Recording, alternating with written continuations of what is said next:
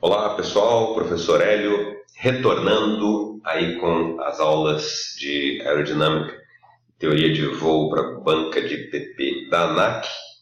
Nós daremos prosseguimento aí ao nosso programa de estudos baseados no livrinho do Jorge Roma. Já estamos na parte de geometria do avião.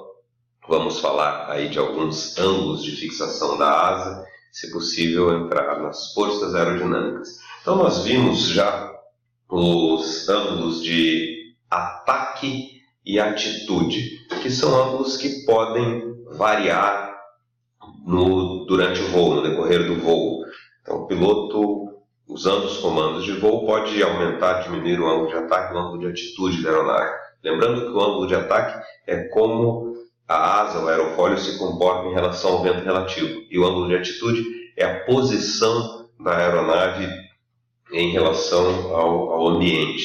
Então, o ângulo de atitude é medido entre o eixo longitudinal e a linha do horizonte, e o ângulo de ataque entre a corda e o vento relativo. Os três ângulos que nós veremos agora são ângulos de fixação e construção da asa. São ângulos que normalmente não variam. Por que eu digo normalmente? Que aí alguém vai dizer, tem uma aeronave XYZ de geometria variável que muda o ângulo de incidência. Tem existem exceções. Normalmente, a aeronave é construída, a asa é fixada na fuselagem em três ângulos, e esses ângulos não variam, né? Permanecem os mesmos. Não, existe uma variação quando eu faço um esforço, varia 1 milésimo de grau. Ou varia sim, quando a aeronave se acidenta, aumenta o ângulo, mas isso é o normal. Nós estamos vendo o básico, tá? Para aprendermos aí, depois vocês vão ver que existem aeronaves que podem mudar, principalmente o ângulo de enflechamento, que nós vamos ver aí, em aeronaves chamadas de geometria variável. Num helicóptero, por exemplo, asas rotativas, o ângulo de incidência pode mudar. Isso aí é o normal, o controle do helicóptero é feito com essas alterações. Por isso que eu estou dizendo que é o normal, o básico para a gente fazer a prova.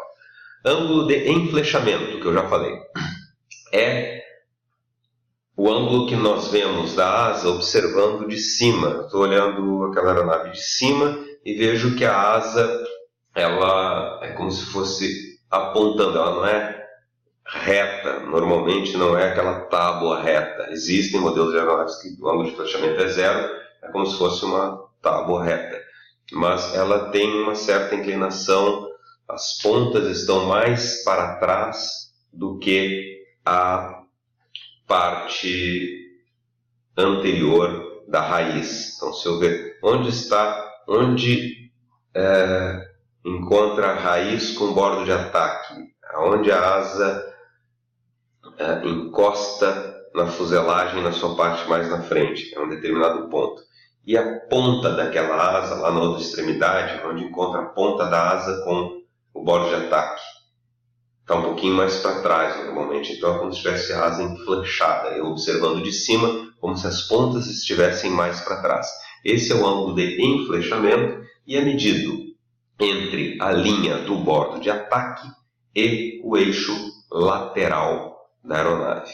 O eixo transversal, aquele eixo que cruza a aeronave de um lado ao outro.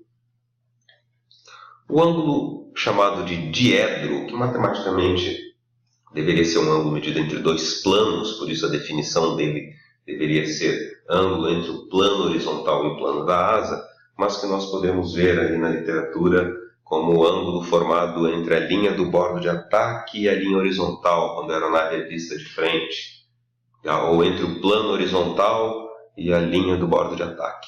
Então, olhando a aeronave de frente, o ângulo diedro é aquele ângulo que nos dá a percepção de que as pontas das asas estão um pouco acima ou abaixo, se o diedro for negativo, da raiz.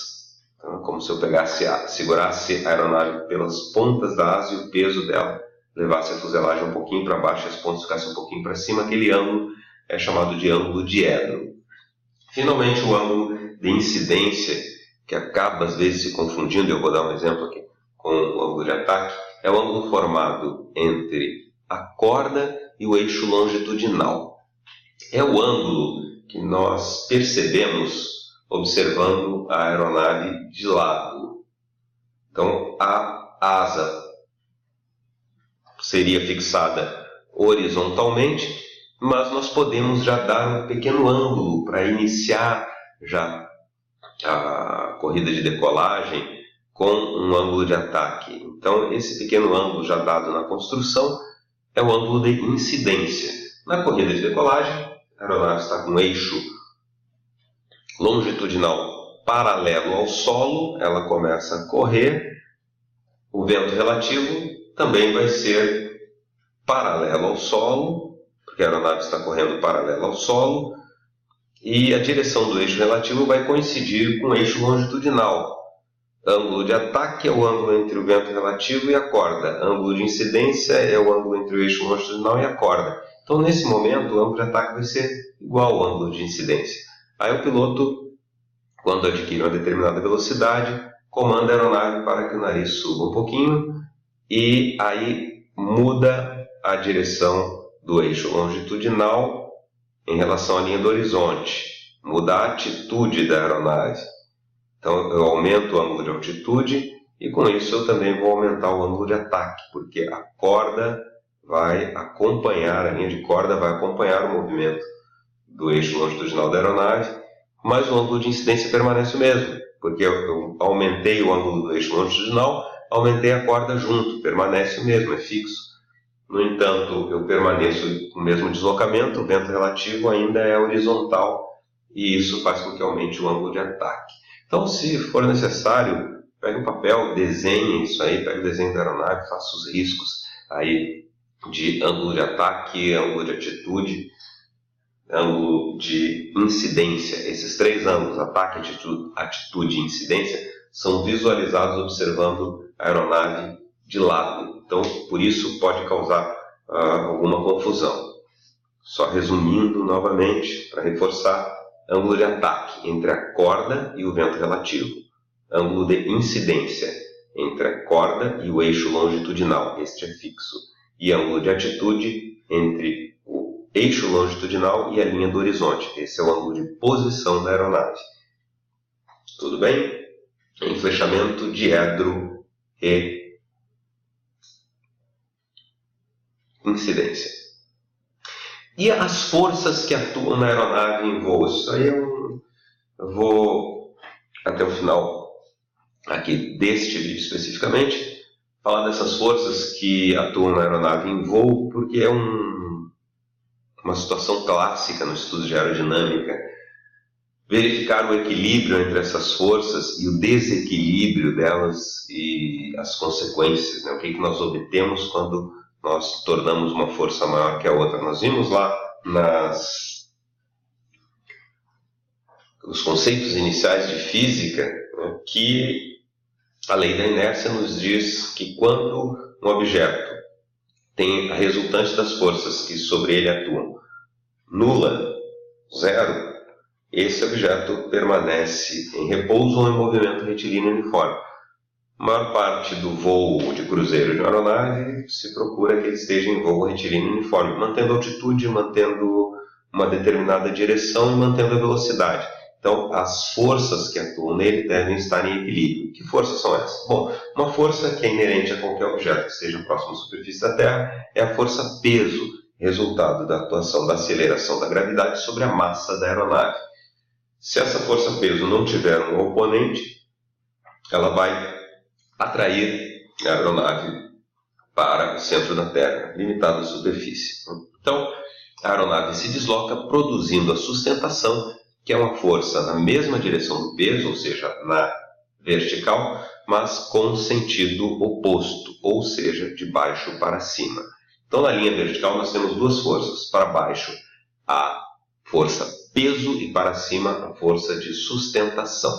Para ter a força de sustentação, usando o princípio de Bernoulli, que é o ar se deslocando sobre e sob a asa, nós deveremos ter um movimento da aeronave para frente. Este movimento da aeronave para frente vai produzir uma resistência, porque ela está se deslocando no ar, que é o arrasto, no sentido contrário. Ação e reação. Eu ataco o ar me ataca de volta, impedindo ou tentando impedir esse movimento. Então existe uma força de arrasto no sentido do eixo longitudinal da aeronave, tá? De uma forma mais simples, para trás. Isso vai desacelerar a aeronave, se eu não tiver uma outra força oponente, que no caso é a tração promovida pelo grupo motopropulsor da aeronave. Então essas são as 4 forças: para baixo, peso; para cima, sustentação; para frente, tração; e para trás, arrasto. Se a sustentação for feita maior do que o peso, eu tenderei a subir com essa aeronave. Se eu reduzir a sustentação de forma que ela fique menor que o peso, a aeronave desce. Se eu aumentar a tração de forma que ela fique maior que o arrasto, eu vou ter uma aceleração nessa aeronave, a velocidade dela vai aumentando. E se eu reduzir a tração de forma que ela seja menor que o arrasto, eu vou ter uma desaceleração dessa aeronave. Então o piloto vai lidar com os comandos de voo e com o motor de forma a que a aeronave tome a atitude, tenha o comportamento que ele deseja. Normalmente, a força resultante que ocorre na asa, ela não é vertical para cima, ela é um pouco inclinada para trás. Uma das componentes dela é a sustentação e a outra componente está junto com o arrasto. Bom, então nós temos aí 3 eixos: o eixo vertical, o eixo transversal ou lateral, de um lado para o outro, vertical de cima para baixo, e o eixo longitudinal da frente para trás, que cruzam-se no centro de gravidade da aeronave e que são usados para referência dos movimentos que essa aeronave vai fazer de acordo com a atuação do piloto nos comandos, alterando o equilíbrio, aquele equilíbrio que nós vimos lá, que depende da resultante nula e também do momento nulo. Não basta que a resultante seja nula. Por exemplo, se nós tivermos força de sustentação na vertical de baixo para cima com determinado valor igual a força-peso na vertical de cima para baixo com outro valor, mas essas duas não estão alinhadas. A resultante é nula, mas existe um torque e essa aeronave vai tender a girar. Nós vamos ver o nome desses movimentos de giro aí mais adiante, mas por enquanto basta saber que, atuando nos comandos de voo da aeronave, o piloto pode modificar essa situação de equilíbrio, principalmente dos momentos, aumentando ou reduzindo o momento em um determinado ponto com relação ao centro de gravidade e provocando o giro da aeronave em torno de cada um desses eixos. O giro da aeronave em torno do eixo vertical se chama guinada.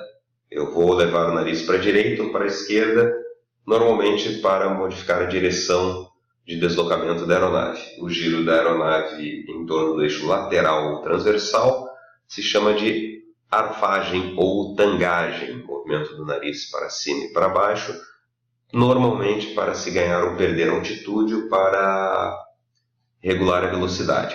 E o giro da aeronave em torno do eixo longitudinal vai fazer com que a aeronave role, a rolagem. Uma ponta de asa sobe, outra ponta de asa desce, normalmente usado para facilitar as curvas, as mudanças de direção.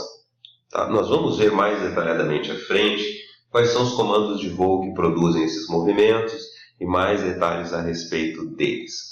Por enquanto, ficamos por aqui. Veremos ainda mais detalhes a respeito das superfícies dos aerofólios. Tá? Então, bons estudos para vocês e aguardem até as próximas aulas.